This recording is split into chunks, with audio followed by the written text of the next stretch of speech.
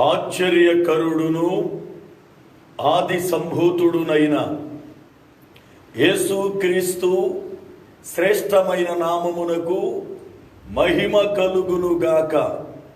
దేవునికి స్తోత్రం. హల్లెలూయా, హల్లెలూయా.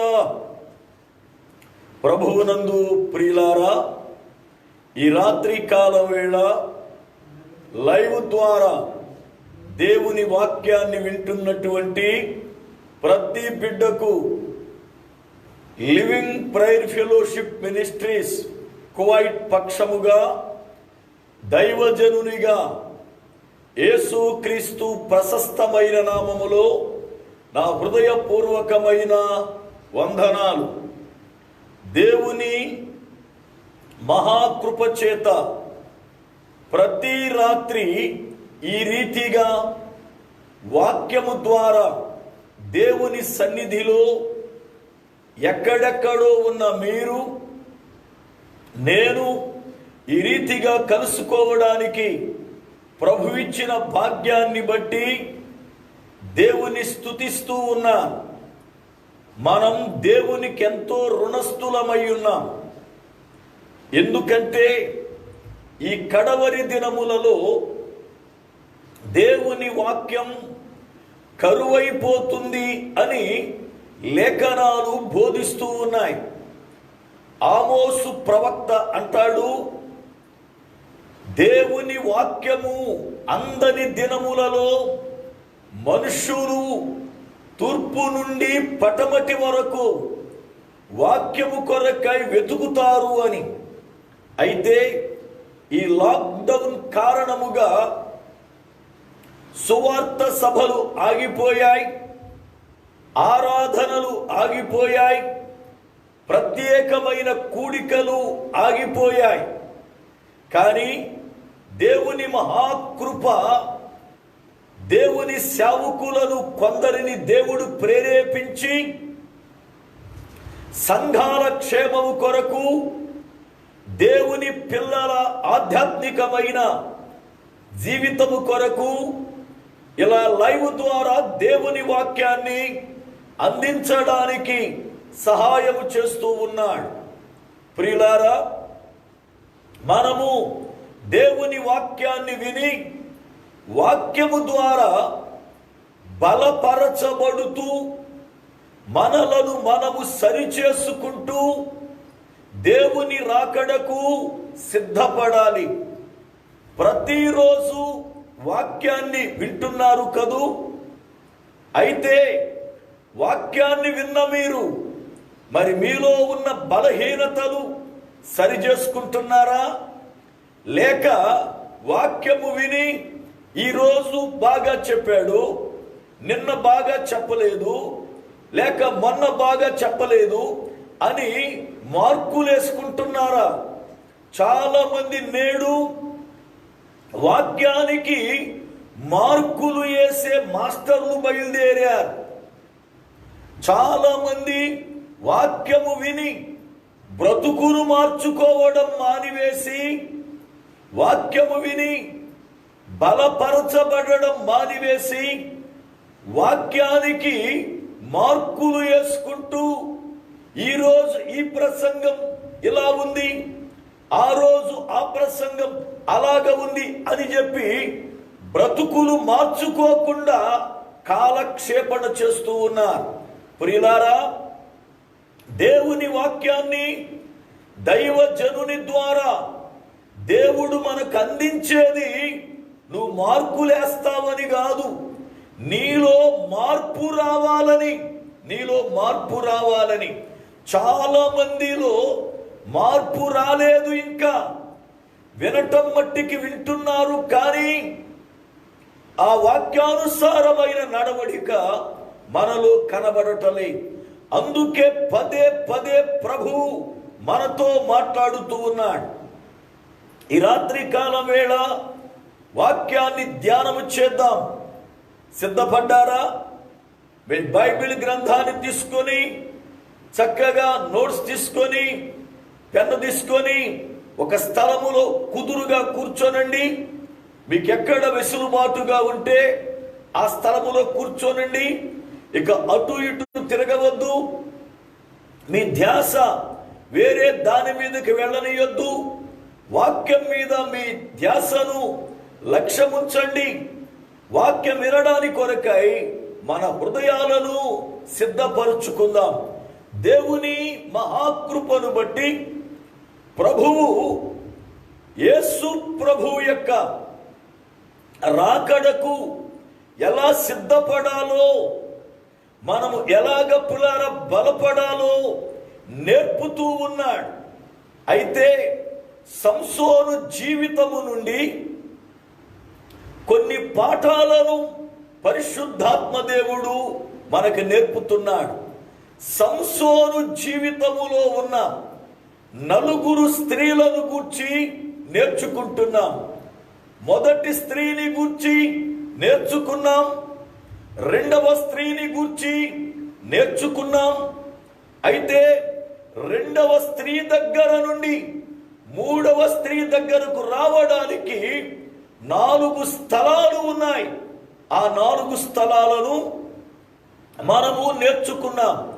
ఇక ఈ రాత్రి ఆ 4వ స్థలమైన యనహక్కోరే అనబడుతున్న పిలిచిన వాని ఊట అని అర్థమిచ్చే ఆ స్థలములో నుండి గాజా పట్టణములోనికి సంసోను వెళ్ళినట్లుగా మనము కూడా యనహక్కోరే నుండి గాజా పట్టణములోనికి ప్రవేశించాలి.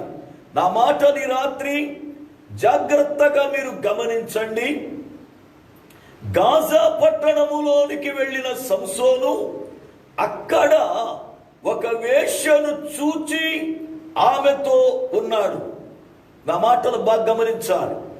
చాలా మంది సంసోను యొక్క జీవిత చరిత్రను చెప్పేటప్పుడు దెలీలా వేశ్య అని సంబోధిస్తారు. అయితే అది వాక్యానుసారముగా తప్పు. దైవజనులారా, మీరు కూడా ఒకవేళ ఆ రీతిగా మీరు ప్రసంగించి ఉంటే దయచేసి మీ ప్రసంగాన్ని దిద్దుకొనండి. కారణమేమిటి అని అంటే, దెలీలా వేశ్య కాదు, ఒక మామూలు స్త్రీ. వేశ్య అయిన స్త్రీ వేరు, దెలీలా వేరు. వీరు వేరు వేరు స్త్రీలు. గాజా పట్టణములో ఉన్న స్త్రీ వేశ్య, ఆమె పేరు రాయబడలేదు. బాగా గమనించాలి. సంసోను జీవితములో 4 స్త్రీలు ఉంటే వారిలో 3 పేర్లు రాయబడలేదు. 2 పేర్లు వాళ్ళ తండ్రిని బట్టి పిలువబడ్డారు. ఒక స్త్రీ పట్టణాన్ని బట్టి పిలువబడింది. కనుక ఆ 3 స్త్రీల పేర్లు రాయబడలేదు, గాని దెలీలా పేరు మాత్రము రాయబడి ఉంది. గాజా పట్టణములో ఉన్న స్త్రీ వేశ్య, ఆమె దెలీలా కాదు సుమ. దెలీలా గాజా పట్టణములో లేదు, షోకోరు లోయ అనబడుతున్న స్థలములో ఉంది. షోకోరు లోయ అనబడుతున్న స్థలములో ఉన్న దెలీలా వేశ్య కాదు. 3వ స్త్రీ వేశ్య, 4వ స్త్రీ దెలీలా. ఈ రాత్రి చాలా జాగ్రత్తగా మనము వాక్యాన్ని నేర్చుకోవాలి. ఎందుకంటే ఇప్పటి వరకు చాలా మంది దెలీలా వేశ్యని వేశ్య దగ్గరికి వెళ్ళి పాడైపోయాడు సంసోనని ఎంతో మంది దైవజనులు బోధించగా నేను కూడా విన్నా. కానీ వాక్యాన్ని చాలా జాగ్రత్తగా మీరు చదవండి. ఒక్క మాట పెద్ద దైవజనుడు చెప్పాడు, అది కరెక్టు అని నమ్మొద్దు. పెద్ద దైవజనుడు లేదు, చిన్న దైవజనుడు లేదు. మీరు వాక్యాన్ని ఖచ్చితంగా చదవండి. ఒక్కొక్కసారి పెద్ద దైవజనుడు కూడా చూచి చూడనట్లుగా ప్రసంగించేయచ్చు. కానీ నీ వాక్యాన్ని చూడాలి. అంతేగాని ఆయన ఇంటర్నేషనల్ స్పీకరు, ఆయన పెద్ద సంఘం పాస్టర్ గారు, ఆయన బాగా పిహెచ్డి చేసిన పాస్టర్ గారు, ఆయన బాగా పేరుగాంచిన పాస్టర్ గారు, ఆయన తప్పు చెబుతాడా, ఆయన చెప్పిందే కరెక్టు అని పొరపాటున కూడా మీరు అనుకోవద్దు. ఎవరు చెప్పినా వాక్యాన్ని చదివి అప్పుడు విశ్వసించండి. దేవుని వాక్యాన్ని ఈ రాత్రి ఎనహక్కోరే నుండి గాజా పట్టణములోకి వెళ్ళిన సంసోని యొక్క విషయాలు నేర్చుకోవడం కొరకై వాక్యాన్ని చదువుకొని ప్రార్థన చేసుకుందాం. వాక్యం చదువుతున్నాను చూడండి. న్యాయాధిపతుల గ్రంథము 16వ అధ్యాయము 1వ వచనం. న్యాయాధిపతుల గ్రంథము 16వ అధ్యాయము 1వ వచనం. తరువాత సంసోను గాజాకు వెళ్ళి వేశ్యనొకతిని చూచి ఆమె యొద్ద చేరెను. తరువాత సంసోను గాజాకు వెళ్ళి వేశ్యనొకతి చూచి ఆమె యొద్ద చేరెను. ప్రియులారా, ప్రార్థన చేసుకుందాం. సర్వ కృపానిధివగు పరమ తండ్రి, మీ శ్రేష్టమైన ఉన్నతమైన నామమునకై స్తోత్రాలు చెల్లిస్తున్నా. ఈ రాత్రి వేళ దైవజనునిగా మీకును వాక్యమును వింటున్న ప్రతి బిడ్డకును మధ్య నిలబడి ఉన్నా. నన్ను మరుగుపరచండి. మా అందరితో కూడా మీరు మాట్లాడండి, బలపరచండి.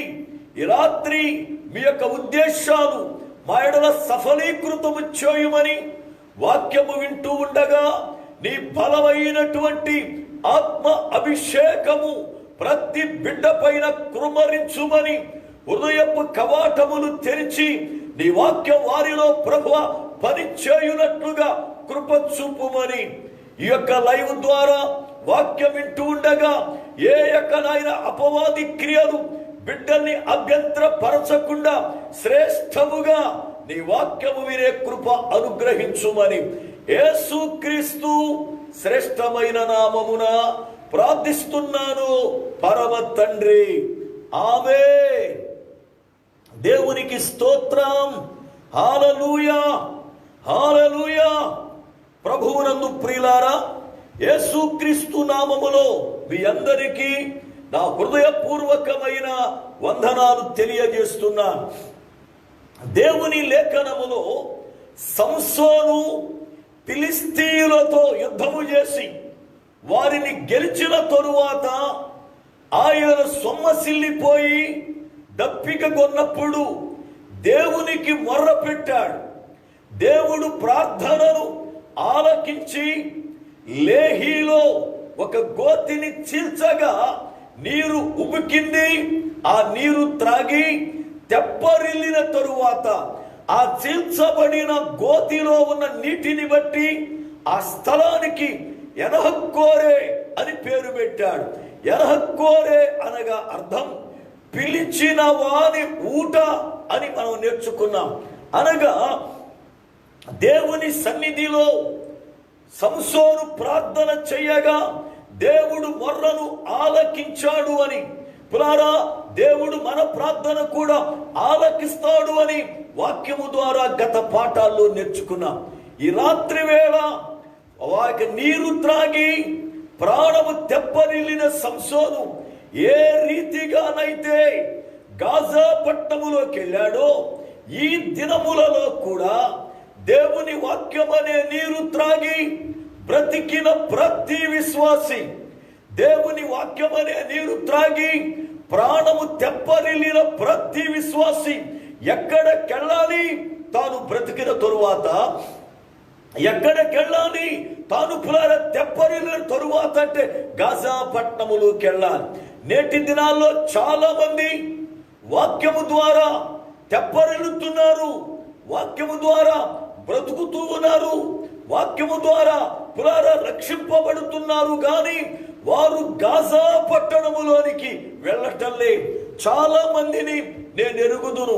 చాలా మంది కష్టాల్లో ఉన్నప్పుడు, ఇబ్బందులలో ఉన్నప్పుడు, సమస్యలలో ఉన్నప్పుడు, ప్రాణాపాయ స్థితిలో ఉన్నప్పుడు, అయ్యా మా కొరకు ప్రార్థించండి, మాకు వాక్యాన్ని చెప్పండి, మేము వింటాము అని పిల్లారా అనగా ఎంతో మంది దైవజనులు వారిని ప్రేమించి వారిని బలపరచడానికి, వారికి ఆదరణకరముగా ఉండడానికి వారికి వాక్యాన్ని బోధిస్తే ఆ కష్టకాలములో, ఆ మరణ పరిస్థితులలో, ఆ యొక్క విపత్తు పరిస్థితులలో వారు వాక్యాన్ని విని నమ్ముతున్నారు. నమ్మిన ఆ బిడ్డల ఎడల దేవుడు కనికరమును చూపి వారిని తెప్పరిల్ల చేసి ఆ కష్టాలలో నుండి, ఆ ఇరుకులలో నుండి, ఆ ఇబ్బందులలో నుండి వారిని తిరిగి బ్రతికిస్తే చాలా మంది గాజా పట్టణములోకి వెళ్లకుండా బ్రతికిన తరువాత మరలా తిరిగి లోకములోకి వెళ్ళిపోతున్నారు. ప్రియ దేవుని బిడ్డలారా, వాక్యము వింటున్న మీ జీవితాలలో ప్రభువు నిన్ను తెప్పరిల్ల చేసిన తరువాత, ఆయన వాక్యము చేత నీవు బలపరచబడిన తరువాత, ఆయన వాక్యము చేత నీవు పులారా బ్రతికిన తరువాత మరలా తిరిగి లోకములోనికి వెళ్ళకూడదు, గాజా పట్టణములోకి రావాలి. గాజా అనగా అర్థం బలమైన దుర్గము అని అర్థం. బలమైన దుర్గం, వాక్యమును బట్టి బలమైన దుర్గం అనగా ఏమిటి? ఒక మనుష్యుడు వాక్యము చేత బ్రతికించబడిన తరువాత, వాక్యము చేత తెప్పరిల్లిన తరువాత అతడు బలమైన దుర్గములోనికి రావాలి. బలమైన దుర్గములోనికి రావాలి. ఏమిటి ఆ బలమైన దుర్గం? చూడండి, సామెతల గ్రంథము 18వ అధ్యాయము 10వ వచనం చదువుతున్నా. సామెతల గ్రంథము 18వ అధ్యాయము 10వ వచనం. యెహోవా నామము బలమైన దుర్గము, నీతిమంతుడు అందులోనికి పరిగెత్తి సురక్షితముగా నుండును. ప్రియులారా, దేవుని లేఖన బోధిస్తుంది గాజా అనగా బలమైన దుర్గం. అయితే ఏది ఆ బలమైన దుర్గము అనగా దేవుని నామమే ఆ బలమైన దుర్గం. దేవుని నామం బలమైన దుర్గం. అయితే ఏది దేవుని నామం? అనేక మంది దేవుని నామముల కొరకై కొట్టుకుంటూ ఉన్నారు. ఆయన నామం ఇది కాదు అది అని, ఆయన నామం ఇది కాదు అది అని చాలా మంది పులారా దేవుని నామము కొరకై వారు కొట్టుమిట్లాడుతున్నారు. అయితే దేవుని నామమేమిటో ఒక మాటను జ్ఞాపకం చేస్తా. ప్రకటన గ్రంథము 19వ అధ్యాయము 13వ వచనం. ప్రకటన గ్రంథం 19వ అధ్యాయం 13వ వచనం. రక్తములో ముంచబడిన వస్త్రము ఆయన ధరించుకొని ఉండెను, మరియు దేవుని వాక్యము అను నామము ఆయనకు పెట్టబడి ఉండెను. ప్రియులారా, యేసు ప్రభు వారిని గూర్చి ఈ మాట వ్రాయబడి ఉంది. ఆయనకు ఒక నామం పెట్టబడి ఉందట. ఏది ఆ నామము అనగా దేవుని వాక్యం. దేవుని వాక్యం. జాగ్రత్తగా గమనించాలి. ఆయన నామం దేవుని వాక్యం. దేవుని వాక్యం అనగా వాక్యము చేత బ్రతికించబడిన వాడు, వాక్యము చేత పులారా రక్షింపబడిన వాడు, వాక్యము చేత బలపరచబడిన వాడు ఎక్కడికెళ్ళాలి అంటే యెహోవా నామము అయిన దుర్గములోనికి, యెహోవా నామమైన బలమైన దుర్గములోనికి వాడు వెళ్ళాలి. అనగా దేవుని వాక్యమై ఉన్న క్రీస్తులోనికి వాడు వెళ్ళాలి. క్రీస్తులోనికి వాడు ప్రవేశించాలి. క్రీస్తులోనికి పులారా వాడు వెళితే వాడికి అది దాగుచోటు అవుతుంది. దుర్గము అనగా కోట. రాజు నివసించేటువంటి కోటలో రాజు ఉండే ప్రత్యేకమైన స్థలాన్ని దుర్గము అంటారు. అనగా ఆ కోట సుమారు 10 గజాల ఎత్తున, 10 గజాల ఎత్తున, 5 నుండి 10 వరకు గజాల ఎలడుపున ఆ కోట గోడ కట్టబడుతూ ఉంది. ఆ కోట గోడ మీద వేశ్యలు ఇల్లు కట్టుకొని నివాసములు చేసినట్లుగా వాక్యాన్ని చూస్తాం. రాహాబు అనే వేశ్య ఎరుకో యొక్క కోట గోడ మీద ఆమె నివసించింది. అనగా ఒక కుటుంబం నివసించడానికి ఇల్లు కట్టబడాలి అంటే కొంత ప్లేస్ కావాలి. అలాంటిది కోట గోడ మీద ఆమె ఉంది అంటే ఆ కోట గోడ ఎంత ఎలాడుపు ఉంది. ఆ కోట గోడ మీద పులారా ఎలా కాపురం చేస్తుందో మనకు అర్థం కావాలి. కనుక వాక్యమును బట్టి, వాక్యము ద్వారా సేద తీర్చబడిన వాడు, వాక్యము చేత తెప్పరిల్లిన వాడు, పులారా వాక్యము ద్వారా బ్రతికిన వాడు, వాడు లేచి ఆ స్థలములో నుండి లేచివాడు బలమైన దుర్గమైన ప్రభువులోనికి రావాలి. అనగా బలమైన దుర్గమైన యేసు నామములోనికి వాడు రావాలి. ఎందుకో తెలుసా? దేవునిని మనము దుర్గముగా చేసుకోవాలి.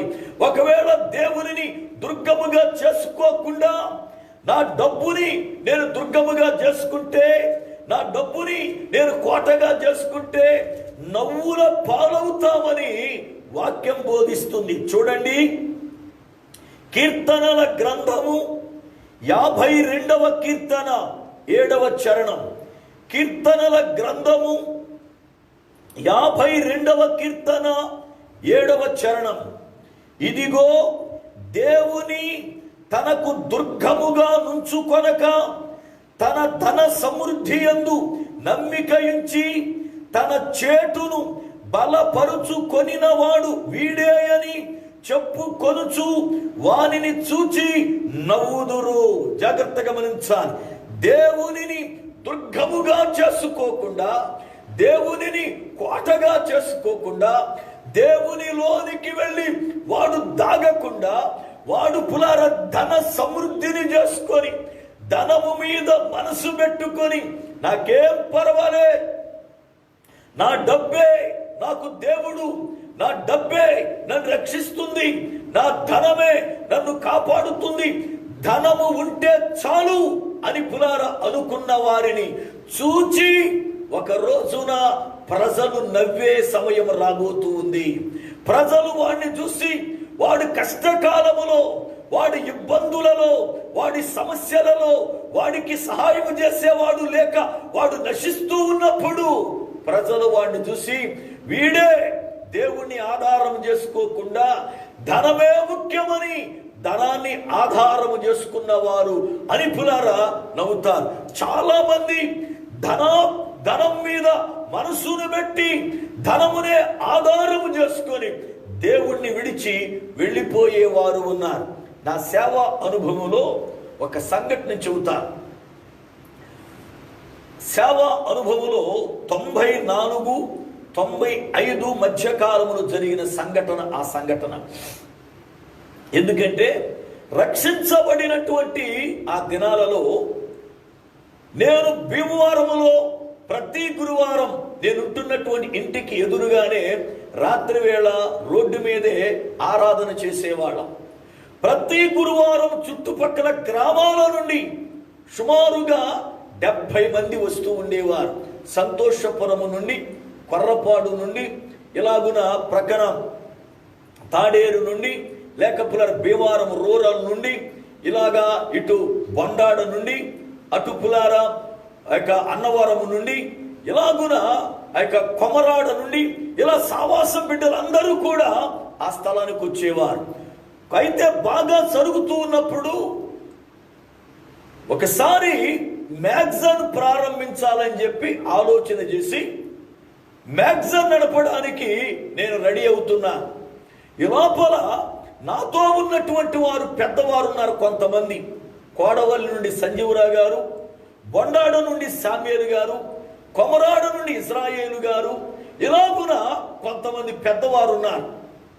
వీళ్ళు ఏం చేశారు అని అంటే, దైవజనుడికి చెప్పడం ఎందుకులే, మనము సావాసముతో ఈ విషయాలు మాట్లాడవచ్చు కనుక సావాసమంతా ఏకీభవిస్తే దైవజనుడికి భారం తగ్గుద్ది, మ్యాగజైన్ మన కొరకే కదా నడిపేది కనుక మ్యాగజైన్ విషయంలో మనము సహాయపడదామని చెప్పి వాళ్ళు ఆరాధనకు ముందు అందరూ వచ్చి ప్రార్థన చేసుకుంటుండగా నేను ఇంకా వారి మధ్యకి రాలేదు.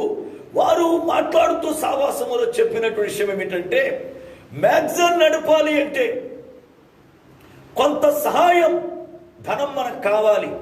అందుకనే మనము ఉన్నవారం నెలకు 15 రూపాయలు వేసుకుందాం. 15 రూపాయలు మనం వేసుకుంటే ఈ యొక్క మాసపత్రిక నడపొచ్చు. దైవజనుడు చక్కని వర్తమానాలు దానిలో రాస్తాడు. అనేక మంది వాటిని చదువుతారు, బలపడతారు అని పులారా వాళ్ళు ప్రకటించారు. అయితే ఈ సంగతి నాకు తెలియదు. నేను మామూలుగా వెళ్ళాను, వాక్యాన్ని చెప్పాను, పులార వాక్యం అయిపోయింది, ఆ రోజుకి వెళ్ళిపోయాం. 2 వారాలు నేను ఆ పరిచయని గమనిస్తే ఒక వ్యక్తి ఎంతో ఉత్సాహముగా వచ్చేవాడు సావాసానికి. పైగా అతడు గవర్నమెంట్ ఉద్యోగం చేస్తూ ఉన్నాడు, అతడు ఉద్యోగస్తుడు. ఆ వ్యక్తి 2 వారాలు రావడం మానేశాడు. అప్పుడు నేను పెద్దవారిగా ఉన్నటువంటి వారిని తీసుకుని వారి ఇంటికి వెళ్ళి, ఏం బ్రదర్ మీరు రావటం 2 వారాలు బట్టి ఏమైంది విషయం ఏమిటి అంటే, నేను రానండి మీ సావాసానికి అన్నాడు. ఏం జరిగింది అన్నా, ఆయనకు బాప్తీసం ఇచ్చింది నేనే, బలపరిచింది నేనే, ప్రభువులోకి నడిపించింది నేనే.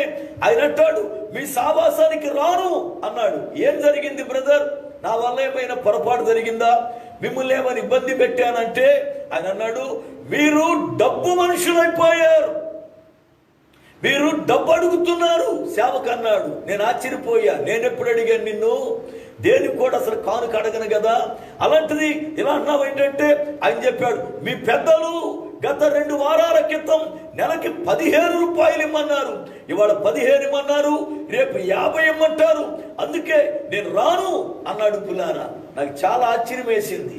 పెద్దలు అసలు ఏ సందర్భంలో మాట్లాడారు? 15 రూపాయలు పెద్ద భారమేమి కాదు. ఒకవేళ భారమైనా బ్రదర్ నేను ఇవ్వలేను అంటే నేను కొట్టేవారు ఎవరు లేరు కదా, దీనికి అలిగి సావాసం మానేయడం ఎందుకు అని అంటే ఇక నేను రాను అన్నాడు. అయితే అప్పటికే ఈ వ్యక్తి వేరే దైవజను యొక్క భ్రమలో ఉండి ఆ దైవజనునితో నడుస్తూ సావాసాన్ని విడిచిపెట్టాలని దీనిని వంకగా తీసుకున్నాడు.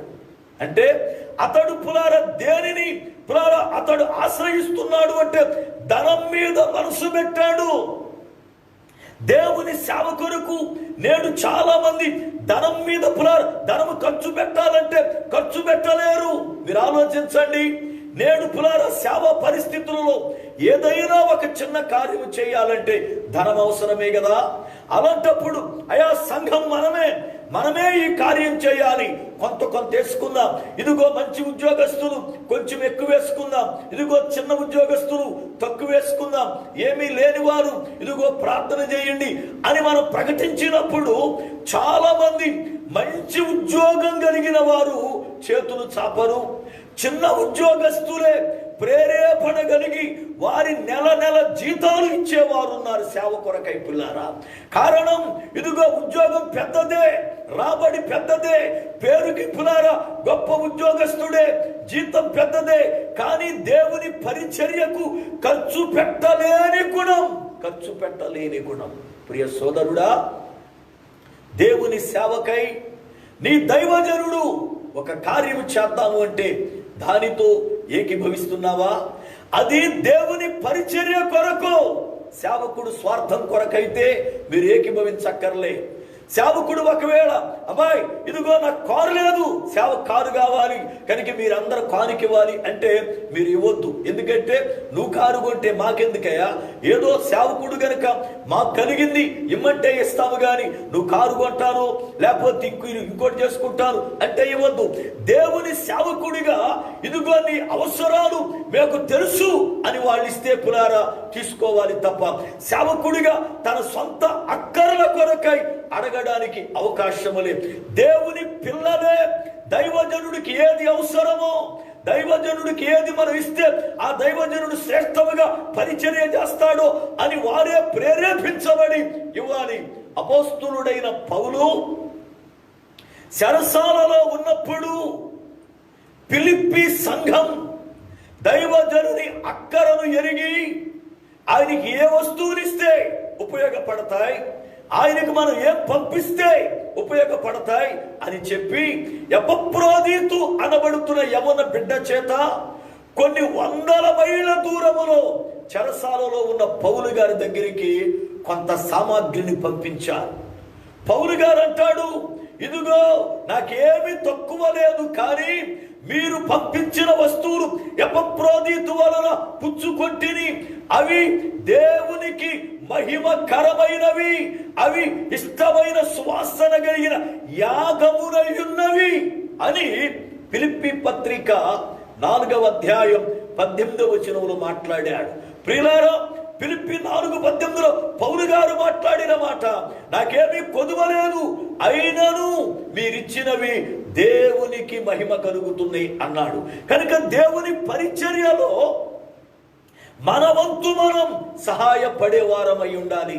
మన వంతు మనం పులారా దేవుని సేవకుడు, అయ్యా ఒక సువార్త సభ పెడదామండి అన్నప్పుడు, అయ్యా కరపత్రికలు ముద్రించి పంచుదామండి అన్నప్పుడు, అయ్యా ఇదిగో ఒక సంఘ నిర్మాణం చేద్దాం అన్నప్పుడు, లేకపోతే సంఘములో ఫలాన్ని కొందాం అన్నప్పుడు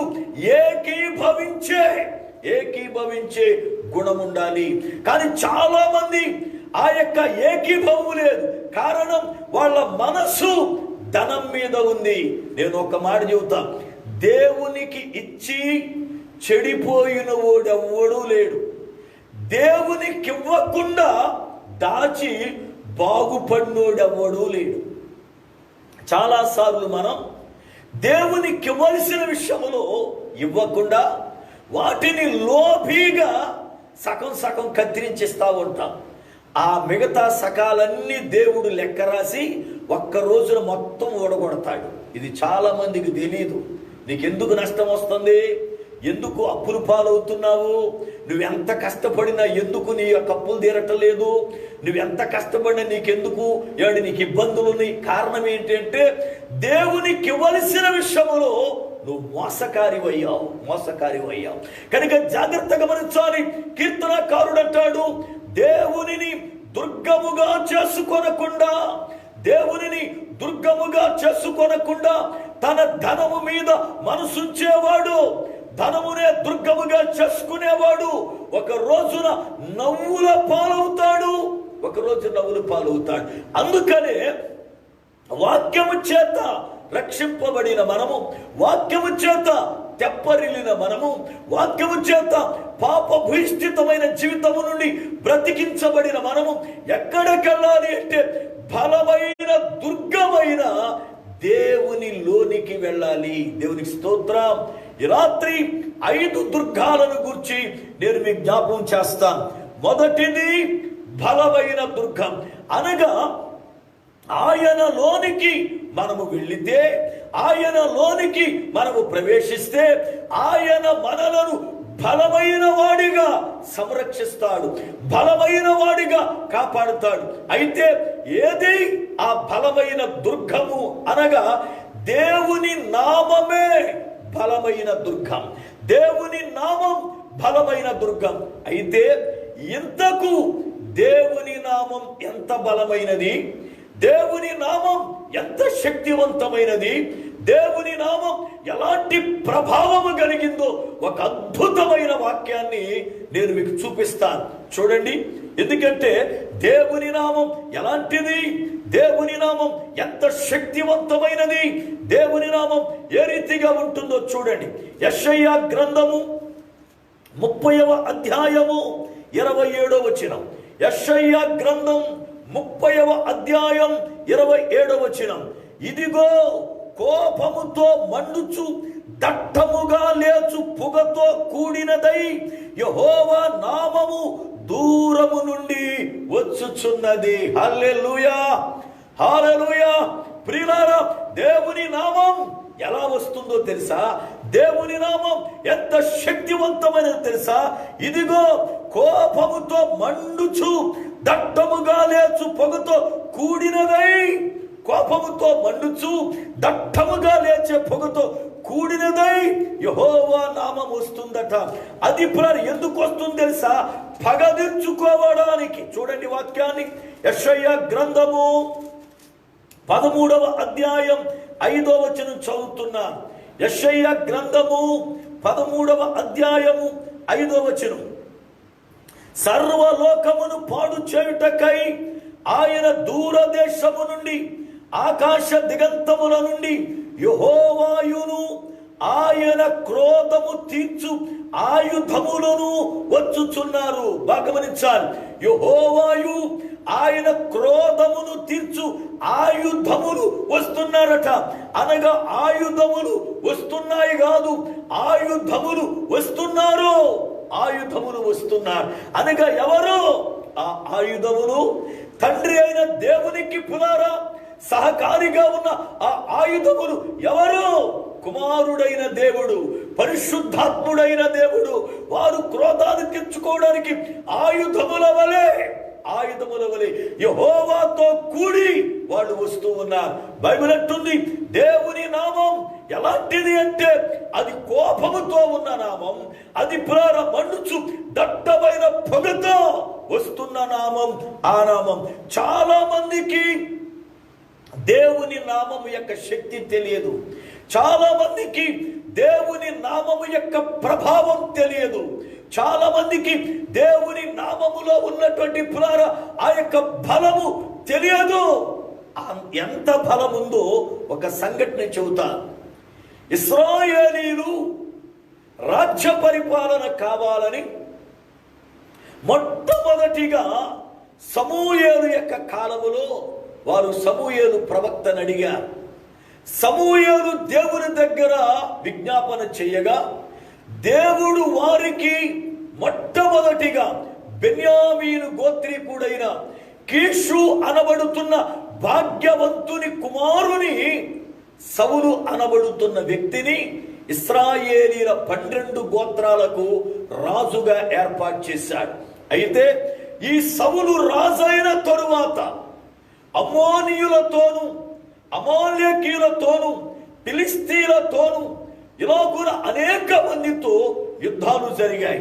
అయితే ఒక పర్యాయం ఫిలిస్తీన్లతో యుద్ధం జరిగినప్పుడు వీళ్ళందరూ వెళ్ళి ఒక లోయలో కూడుకున్నారు. లోయలో కూడుకున్నప్పుడు ఆ యొక్క ఫిలిస్తీన్ల పక్షముగా ఒకే ఒక్క వ్యక్తి బయటకు వచ్చాడు. అతని పేరు గాతు వాడు అయినటువంటి గొల్యాతు అని రాయబడింది. గొల్యాతు అనగా అర్థం పరదేశీ అని అర్థం. గొల్యాతు అనగా పరదేశీ అని అర్థం. ఈ వ్యక్తి ఎంతున్నాడు అంటే 6 మూరల జానడు ఎత్తున్నాడు. 6 మూరల జానడు ఎత్తున్నాడు. మహాబలశాలి. అతడు చేత్తో పట్టుకుని ఇసిరే వీటే మనము కొల్లేటిలో ఆ పడవల్లాగా వాడతాము కదా, తాటి బోధే తాటి నావ అంత ఉందట. అది ఒక మనుషుడు ముందు మోసుకుని వెళ్ళేవాడు, యుద్ధములో ఇతడు తీసుకుని విసిరేవాడు. అంటే అతడు ఎంత బలశాలో. దేహమంతా కవచముతో నింపబడింది. బలశాలి.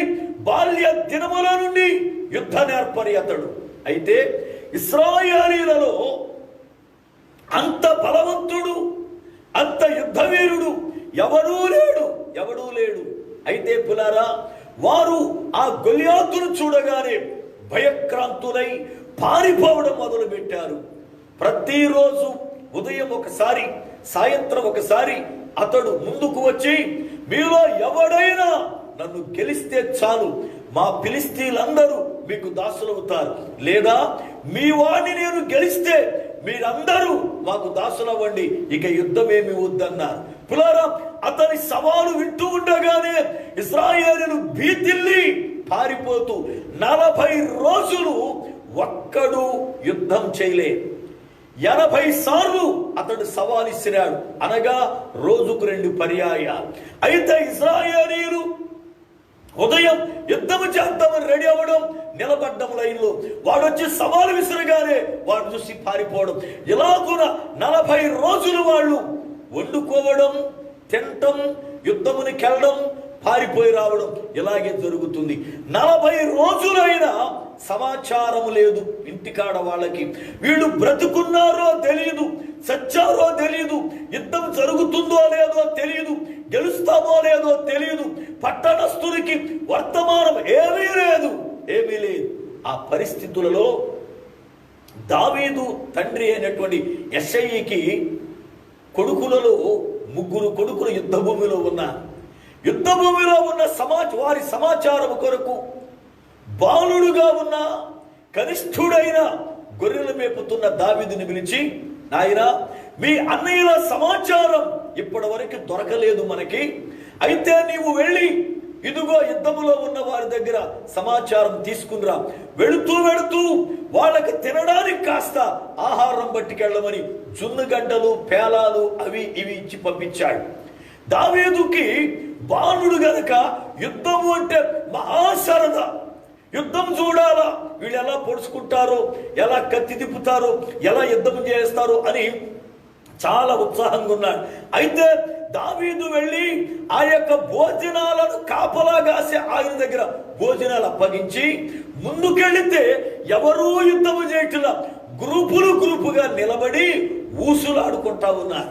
ఏమిటి ఊసులంటే, ఎవడైనా సరే ఆ గొల్లియాతును చంపితే రాజు తన కూతుర్నిస్తానంటున్నాడు, వాడి ఇంటిని ఘనమైనదిగా చేస్తానంటున్నాడు, 5 పట్టణాలు ఇస్తానంటున్నాడు అని చెప్పి రాజు చెప్పిన మాటల్ని వాళ్ళు ఊసులుగా చెప్పుకున్నారు. రాజు యుద్ధానికి ముందుండాలి, రాజు యుద్ధము చేయాలి.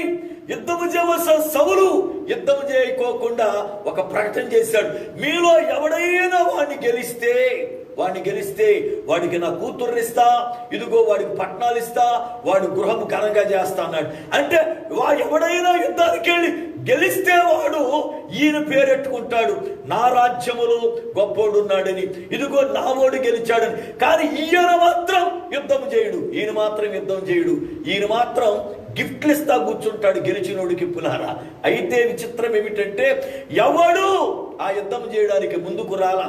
ఆ పరిస్థితుల్లో దావీదు ఏంటి ఈ యొక్క గ్రూపులుగా మాట్లాడుకుంటున్నారు వీళ్ళు, ఏంటి సంగతులని వింటూ మనుషుల మధ్య తిరుగుతూ ఉంటే ఈ విషయాన్ని విన్నాడు, చెవున పడింది. అయితే దావీదు అన్నాడు, వాడెవడో వాడితో నేను యుద్ధం చేస్తానన్నాడు, వాడితో నేను యుద్ధం చేస్తాను అంటూ ఉండగానే గొల్లియాతు వచ్చాడు. గొల్లియాతు యొక్క కేకలు విన్నాడు. గొల్లియాతు యొక్క కేకలు వినగానే యుద్ధానికి వెళ్ళిన యుద్ధ వీరులందరూ భయకంపితులై పారిపోతే దావీదుకి మాత్రం పులారా వాడి మాటలు వింటుండగా పౌరుషం తన్నుకొచ్చింది. ఎవడసలు వీడు దేవుని ప్రజల మీద రంకిలేస్తున్నాడు అని అంటూ ఒక పౌరుష పదాన్ని వాడాడు. సమూయేలు మొదటి గ్రంథం 17వ అధ్యాయం 26వ వచనం.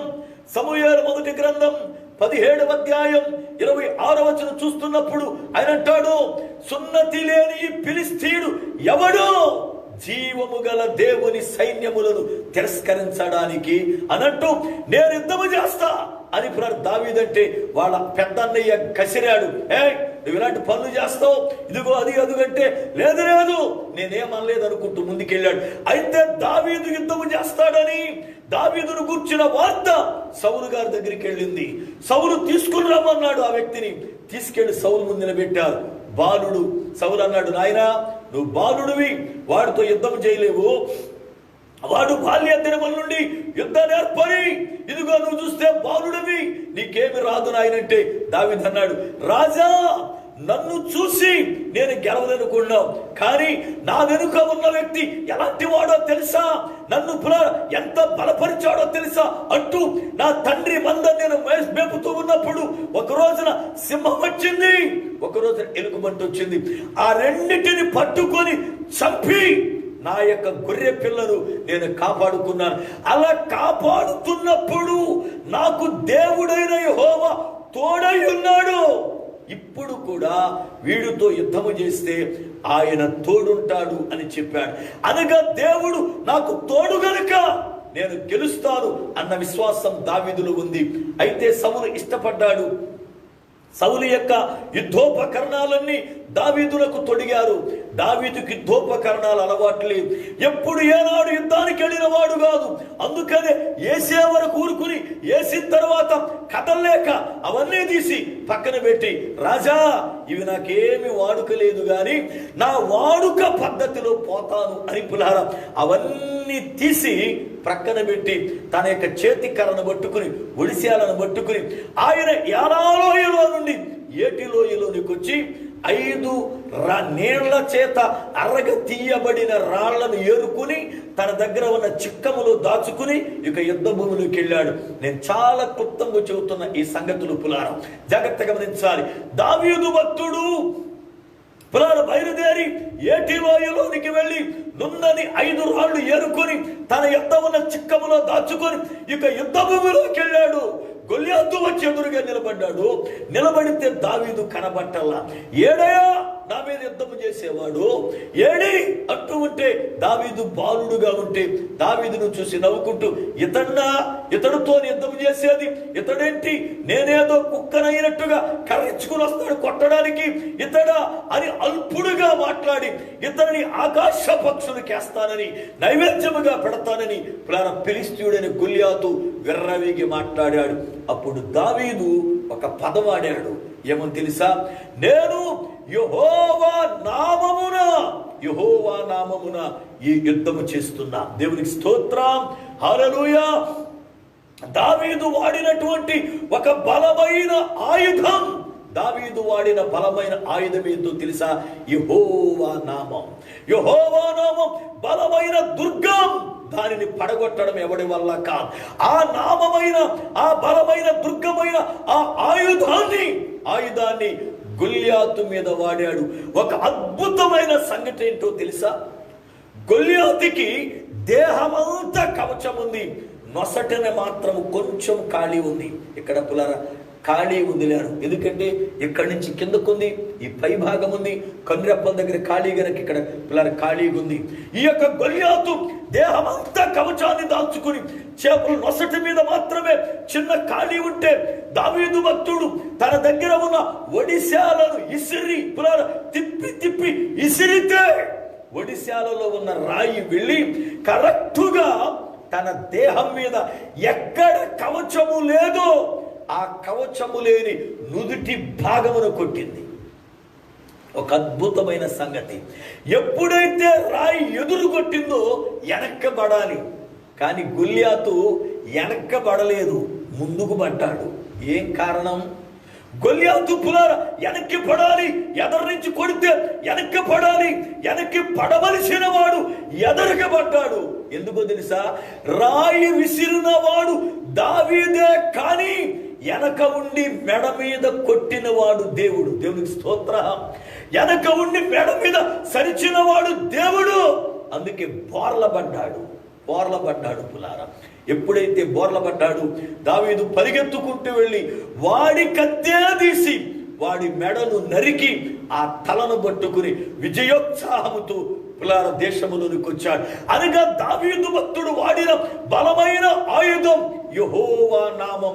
అందుకనే వాక్యము చేత బలపరచబడిన బిడ్డ, వాక్యము చేత తెప్పరిల్లిన బిడ్డ, వాక్యము చేత ఆదరించబడిన బిడ్డ ఎక్కడికెళ్ళి దాగుకోవాలి అంటే బలమైన దుర్గమైన దేవుని నామములోనికి వెళ్ళాలి.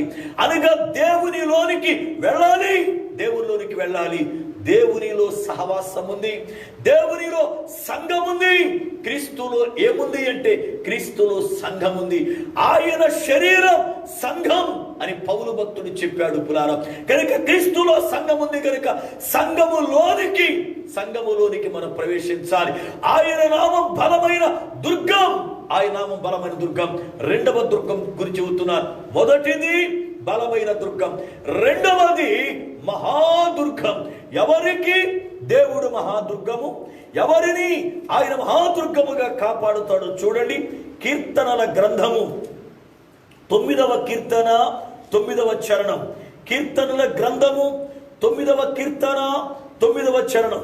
నలిగిన వారికి తాను మహాదుర్గమగును, ఆపత్కాలములలో వారికి మహాదుర్గమగును.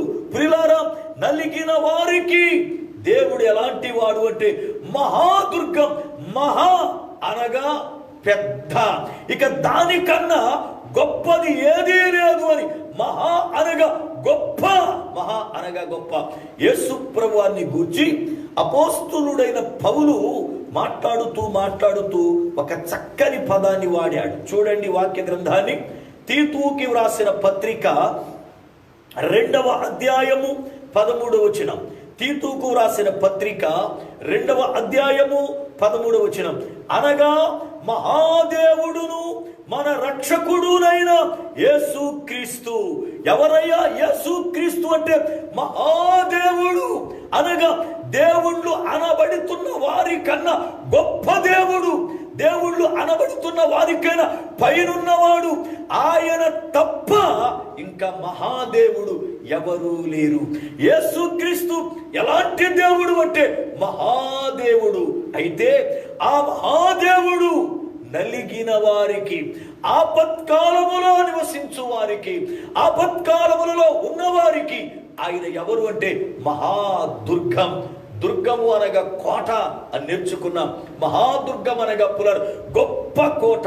ఇంకా ఎవరు కూడా ఆ కోటను కదిలించలేరు, ఎవరు ఆ దుర్గాన్ని పడగొట్టలేరు, ఎవరు పులార దుర్గములోనికి శత్రువు ప్రవేశించలేరు. ఎవరైనా నలిగిన బిడ్డ ఉంటే ఆ నలిగిన బిడ్డను ఓదార్చడానికి, ఆపత్కాలములో ఉన్న వారిని ఓదార్చడానికి, ఆపత్కాలములలో ఉన్న వారిని సంరక్షించడానికి ఆయన ఎలాంటి వాడు అంటే మహాదుర్గం, మహాదుర్గం. మీకు ఒక సంఘటన చెబుతా. ఒకసారి ఒక క్రైస్తవ కుటుంబం, చాలా భక్తి కలిగిన కుటుంబం. అయితే వాళ్ళు చాలా బీదవారు. ఆ బీదవారైనటువంటి వారు నమ్మకస్తులుగా బ్రతుకుతున్నారు. కొన్ని ఆర్థిక ఇబ్బందులను బట్టి ఒక వ్యక్తి దగ్గర ఒక 25,000 అప్పు చేశారు.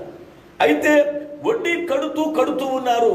కొన్ని రోజులుగా కొన్ని ఇబ్బందులను బట్టి కట్టలేకపోవడాన్ని బట్టి ఆ యొక్క వడ్డీ పెరిగి పులారా ఇంకొక 10,000 దగ్గరకు వచ్చేసింది. అయితే అప్పిచ్చినటువంటి వ్యక్తి వచ్చి నా డబ్బులు నాకు ఇవ్వండి, వడ్డీ కట్టండి అంటే, అయ్యా ఇదిగో వడ్డీ డబ్బులు లేవు, అప్పులు కట్టే లేదు, ఇదిగో కొంతకాలం మాకు గడివి అన్నప్పుడు ఇద్దరి మధ్యన చాలా గొడవ జరిగింది. మీరు ఇస్తారా ఇవ్వరని చెప్పి చాలా గందరగోళం చేశారు. చివరాఖరికి ఆ అప్పిచ్చిన వ్యక్తి చాలా కోపపడి అసలు వీళ్ళ డబ్బులు కాదు, వీళ్ళనే చంపేయాలి అనుకున్నాడు. వీళ్ళని ఏమైనా సరే చంపాలి, నా దగ్గర డబ్బులు తీసుకొని నన్నే ఇలా అంటారా, నా దగ్గర డబ్బులు తీసుకుని నాతో ఇలా మాట్లాడతారని ఉద్రేకంతో చంపాలి అని ఆలోచన కలిగి ఒక లారీ డ్రైవర్తో మాట్లాడాడు. నీవు పలానా కుటుంబాన్ని లారీతో గుద్ది చంపే, నీకు ₹1,00,000 ఇస్తా అన్నాడు. వాళ్ళ దగ్గర రావాల్సింది వడ్డీ యొక్క 10,000, అసలు ఒక 25,000, 35,000. కానీ వాళ్ళ మీద ఉన్న కోపంతో వాళ్ళని చంపడానికి 1,00,000 ఖర్చు పెట్టడానికి ఇష్టపడ్డాడు. 1,00,000 ఖర్చు పెట్టడానికి. మనం కూడా చాలాసార్లు ఇలాగే బుద్ధిహీనమైన పనులు చేస్తూ ఉంటాం. అయ్యేది ఖర్చు ఒక 25,000 అయితే అప్పుడు ఇష్టపడ్డం, కానీ ఆ సమయం వస్తే 1,00,000 కావడం ఖర్చు పెట్టే పరిస్థితులు మనకు కూడా ఉంటాయి. అంటే మనం బుద్ధిహీనం అన్నమాట. గమనించాలి ఈ మాటలు పులారా. ఈ వ్యక్తి 1,00,000కి బేరమాడుకున్నాడు. లారీ డ్రైవర్ అది వేసవి కాలం చెప్పాడు. వారందరూ భోంచేసి రాత్రులు బయట రోడ్డు ప్రక్కన పడుకుంటారు, లారీతో గుద్ది చంపేయి, ఏదో యాక్సిడెంట్లో చనిపోయారనుకుంటారని చెప్పాడు. అయితే పులారా లారీ డ్రైవర్ కిరాయి ఒప్పుకున్నాడు.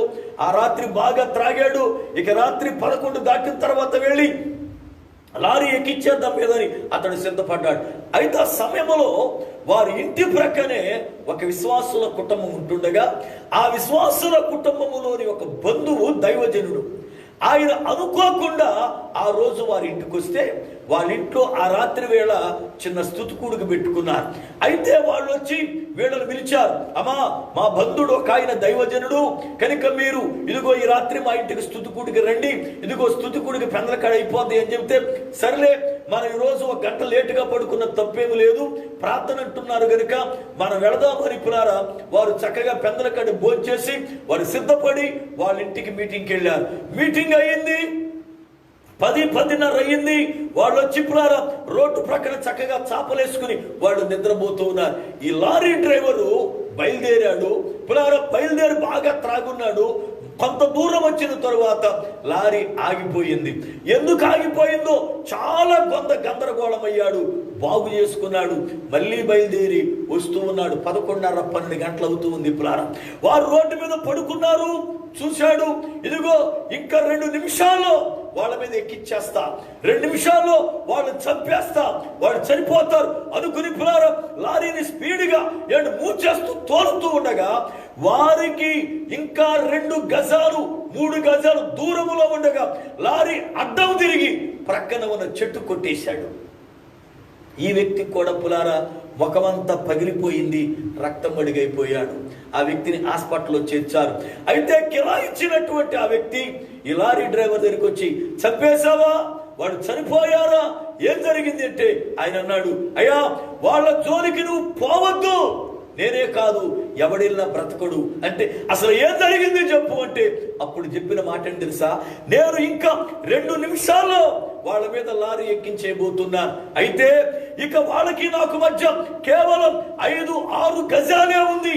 కానీ జరిగిన సంఘటన తెలుసా, వాళ్ళ ముందు ఆకాశమునకు భూమికి మధ్యలో ఒక బలమైన వ్యక్తి ఖడ్గం పట్టుకు నిలబడ్డాడు. ఆ వ్యక్తి ఆకాశమంతా ఎత్తున్నాడు. అతని చేతిలోని ఖడ్గం తలతల మెరుస్తూ ఉంది. ఎప్పుడైతే ఆ యొక్క స్వరూపాన్ని చూశానో నేను బ్రేక్ మీద కాలేగానే స్పీడ్ లో ఉన్న లారీ అడ్డం తిరిగి చెట్టు కొట్టేసింది. వాళ్ళ జోలికి పోవద్దు, వాళ్ళ దేవుడు మహాదుర్గము వలె వాళ్ళ కావలిగా ఉన్నాడు. ప్రియులారా, ప్రభువారు ఆపత్కాలములో ఉన్నటువంటి వారికి, నలిగినటువంటి వారికి ఎలాంటి వాడు అంటే మహాదుర్గముగా కావలి ఉన్నవాడు ఆయన. చాలాసార్లు మనం అనుకుంటాం, నేను ఒంటరినండి, నాకెవరు లేరండి, అయ్యో నేను ఒంటరి బ్రతుకుతున్నాను, ఇదిగో నాకెవరు ఏమి కూడా క్షమము లేదనుకుంటాం. ప్రియులారా, రక్షించబడిన విశ్వాసమైతే, రక్షించబడిన బిడ్డవైతే నీతో మహాదుర్గమైన ప్రభు ఉన్నాడు అని మర్చిపోవద్దు. నిన్ను కాపాడువాడు మహాదుర్గమైన వాడు. ఈ రాత్రి వేళ మనం ఎక్కడికెళ్ళాలి దాగుకోవడానికి అంటే, సంసోను దాగుకోవడానికి మళ్ళా ఫిలిష్తీయులు వస్తారేమో, మళ్ళా శత్రువులు వస్తారేమో అని చెప్పి శత్రువుల చేతి నుండి రక్షించబడడానికి, దాగుకోవడానికి బలమైన దుర్గమైన గాజా పట్టణంలోకి వెళ్ళినట్లుగా మనము శత్రువుల చేతిలో నుండి, మరణము చేతిలో నుండి, ఇబ్బందుల చేతిలో నుండి, ఆపత్కాలముల చేతిలో నుండి మనము సంరక్షించబడాలి అంటే యేసు అనబడుతున్న మహాదుర్గములోనికి వెళ్ళాలి. ఈ రాత్రి వేళ ప్రియ దేవుని బిడ్డలారా, మనకొక దాగుచోటు ఉంది. ఆ దాగుచోటే యేసు ప్రభువారు. ఈ రాత్రి 2 దుర్గాల గురించి నేర్చుకున్నాం. రేపు రాత్రి దేవుని చిత్తమైతే మిగిలిన 3 దుర్గాలను గురించి మనం నేర్చుకుందాం. అయితే ఆ దుర్గములోనికి వెళ్ళిన సంసోను దుర్గములో శ్రేష్టమైనటువంటి వాటిని చూడలేదు, కానీ దుర్గములో ఉన్న వేశ్యను చూశాడు. ఈ రోజున యేసు ప్రభువులో వేశ్య ఉంది, బలమైన దుర్గములో వేశ్య ఉంది. ఎవరు ఆ వేశ్య? యేసులో ఉన్న ఆ వేశ్య ఎవరు? రాబోయే పాఠాల్లో నేర్చుకుందాం. మన ఆత్మీయ జీవితాలను బలపరుచుకుందాం. ప్రభువు రాకడ కొరకై ప్రభు మనను సిద్ధపరచును గాక. ఆమేన్. ప్రార్థన. సర్వకృపానిధివగు పరమ తండ్రి, మీ శ్రేష్టమైన ఉన్నతమైన నామమునకై స్తోత్రాలు, వందనాలు చెల్లిస్తున్నాను. నీ అత్యంతమైన కృపను బట్టి ఈ రాత్రి వేళ నీ లేఖనములలో నుండి ఎన్నో విషయాలు ప్రభువా మాతో మీరు మాట్లాడినందుకై స్తుతులు చెల్లిస్తున్నా. విత్తబడిన వాక్యము నీరుగట్టి ఫలింపు దయచేయండి. ప్రతి బిడ్డను బలపరచండి నాయన. ప్రతి బిడ్డ మిమ్ముని దుర్గముగా చేసుకొని మీలో దాగడానికి నాయన పరిగెత్తువారుగా మార్చుమని ప్రార్థన చేస్తున్నా. ఈ వాక్యము ద్వారా ప్రతి కుటుంబాన్ని కట్టండి, ప్రతి బిడ్డను బలపరచండి. ప్రతి బిడ్డలో ఉన్న ప్రతి విధమైన బలహీనత యేసు క్రీస్తు నామములో మీరు తొలగించండి ప్రభువా. ఈ యొక్క నాయన దినాలలో మేము తండ్రి బలహీనము కాకున్నట్లు వాక్యము ద్వారా దినదినము బలపరుస్తున్నందుకే స్తోత్రాలు చెల్లిస్తున్నాం. కుటుంబాలను జ్ఞాపకం చేసుకోండి. అనేక కుటుంబాలు ఇరుకులలో, ఇబ్బందులలో, అశాంతిలో, దురాత్మ బంధకాల్లో ఉన్నాయి స్వామి. వాటన్నిటి నుంచి నా విడుదల కలిగించండి. ప్రతి కుటుంబానికి క్షేమం దయచేయండి. ప్రతి కుటుంబానికి ఆశీర్వాదం అనుగ్రహించండి. ప్రతి కుటుంబంలో నెమ్మది దయచేయండి. ప్రతి బిడ్డ జీవితములో ఒక గొప్ప కార్యాన్ని జరిగించి మీరు అక్కడికి సిద్ధపరచుమని, రోగులైన బిడ్డల్ని స్వస్థపరచండి. అనాథలైన బిడ్డల్ని ప్రభువా మీరు ఆదరించండి. గర్భిణీ స్త్రీలకు క్షేమకరమైన ప్రసవం దయచేయండి. గర్భఫలము లేని బిడ్డలకు గర్భఫలము దయచేయండి. అనేక మంది నాయన బిడ్డలు నశిస్తూ ఉండగా నీ కృప, నీ కాపుదల దయచేయండి. ఉద్యోగం లేని బిడ్డలకు ఉద్యోగాలు దయచేయమని ప్రార్థన చేస్తూ ఉన్నారు ప్రభా. కుటుంబాలలో ఆయన ఆర్థిక ఇబ్బందులతో కృంగిపోతున్న వారిని లేవనెత్తుమని ప్రార్థన చేస్తూ ఉన్నాను ప్రభా. బిడ్డల చుట్టూ మీ కంచెని వేసి నీ కృపాక్షేమములు బిడ్డలకు అనుగ్రహించి నడిపించుమని యేసు శక్తిగల నామమున ప్రార్థిస్తూ ఉన్నారు పరమ తండ్రి. ఆమేన్. మన పరమ తండ్రి అయిన దేవుని కృప, ఆయన కుమారుడైన యేసుక్రీస్తు వారి ప్రేమ, పరిశుద్ధాత్మ దేవుని యొక్క అన్యోన్యమైన సహవాసము, ఆయన సన్నిధి మనకును సకల పరిశుద్ధులకును సదాకాలము తోడయుండి నడిపించునుగాక. ఆమేన్. ఆమేన్. ప్రభువునందు ప్రియులారా, యేసుక్రీస్తు శ్రేష్టమైన నామములు మీ అందరికీ నా హృదయపూర్వకమైన వందన. దేవుని మహాకృప చేత ప్రతిదినం ప్రభు మనతో మాట్లాడుతూ ఎన్నో ఆధ్యాత్మిక విషయాలను బోధిస్తూ ఉన్నాడు. మీరు చక్కగా వాక్యాన్ని వింటూ ఉన్నారు. అలాగే మీరు వింటూ అనేక మందికి దీన్ని షేర్ చేస్తూ ఉన్నారు. అనేక మందిని బలపరుస్తున్నారు. కనుక ప్రభు యొక్క కృపను బట్టి ప్రతిదినం ఈ రీతిగా పరిశుద్ధాత్మ దేవుడు మనల్ని బలపరుచునుగాక. తిరిగి మరలా రేపు రాత్రి వాక్య సమయానికి దేవుని పాదముల చేరు వరకు ప్రభువు తన సజీవమైన రెక్కల చాటున మనలను భద్రపరచునుగాక. ఆమేన్. ఆమేన్. అందరికీ వందనాలు.